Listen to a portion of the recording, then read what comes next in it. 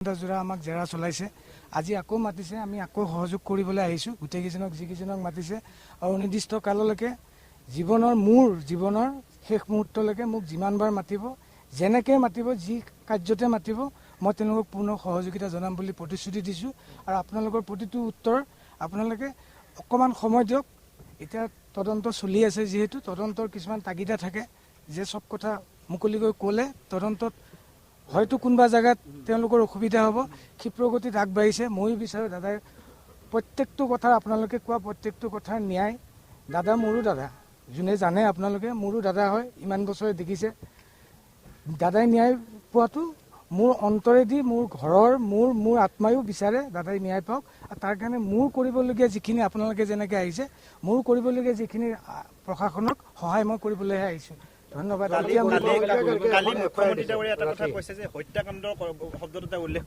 আসলতে সঁচা কথা ক'বলৈ গ'লে মোৰ হাতত কোনো মোবাইল নাই মোৰ সকলো বস্তু চিজ কৰা হৈছে কাৰণ মই বাকী খবৰখিনি মই গম নাপাওঁ আপোনালোকৰ মুখে দিয়ে গম পাইছোঁ ইয়াত আপুনি গোটেই যিটো বিষয় তাত কাক দোষী বুলি ভাবে আপোনাৰ মতে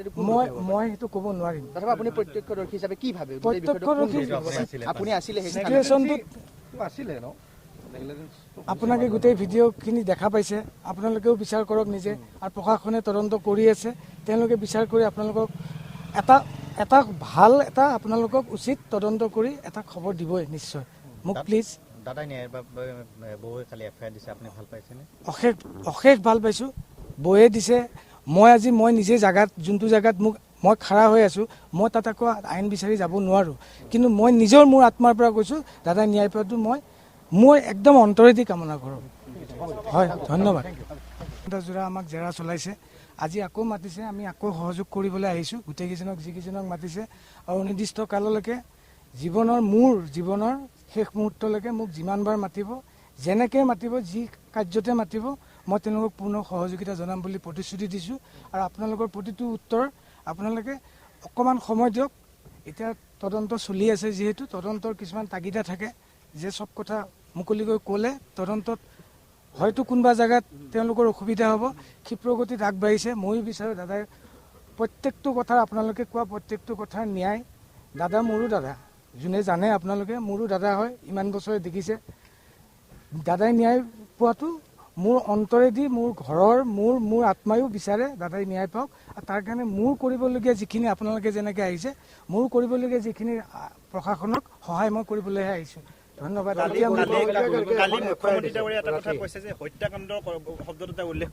আসলতে সঁচা কথা ক'বলৈ গ'লে মোৰ হাতত কোনো মোবাইল নাই মোৰ সকলো বস্তু চিজ কৰা হৈছে কাৰণ মই বাকী খবৰখিনি মই গম নাপাওঁ আপোনালোকৰ মুখে দিয়ে গম পাইছোঁ ইয়াত আপুনি গোটেই যিটো বিষয় তাত কাক দোষী বুলি ভাবে আপোনাৰ মতে মই সেইটো ক'ব নোৱাৰিম তথাপি আপুনি প্ৰত্যক্ষদৰ্শী হিচাপে কি ভাবে প্ৰত্যক্ষদৰ্শী আপুনি আছিলে চিটুৱেশ্যনটোত আছিলে ন আপোনালোকে গোটেই ভিডিঅ'খিনি দেখা পাইছে আপোনালোকেও বিচাৰ কৰক নিজে আৰু প্ৰশাসনে তদন্ত কৰি আছে তেওঁলোকে বিচাৰ কৰি আপোনালোকক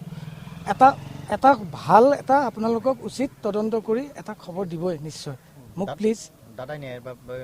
বৌয়ে কালি এফআইআৰ দিছে আপুনি ভাল পাইছেনে অশেষ ভাল পাইছোঁ বৌয়ে দিছে মই নিজে জাগাত যোনটো জাগাত মই খাৰা হৈ আছোঁ মই তাত আকৌ আইন বিচাৰি যাব নোৱাৰোঁ কিন্তু মই মোৰ আত্মাৰ পৰা কৈছোঁ দাদাই ন্যায় পোৱাটো মই একদম অন্তৰেদি কামনা কৰোঁ হয় ধন্যবাদ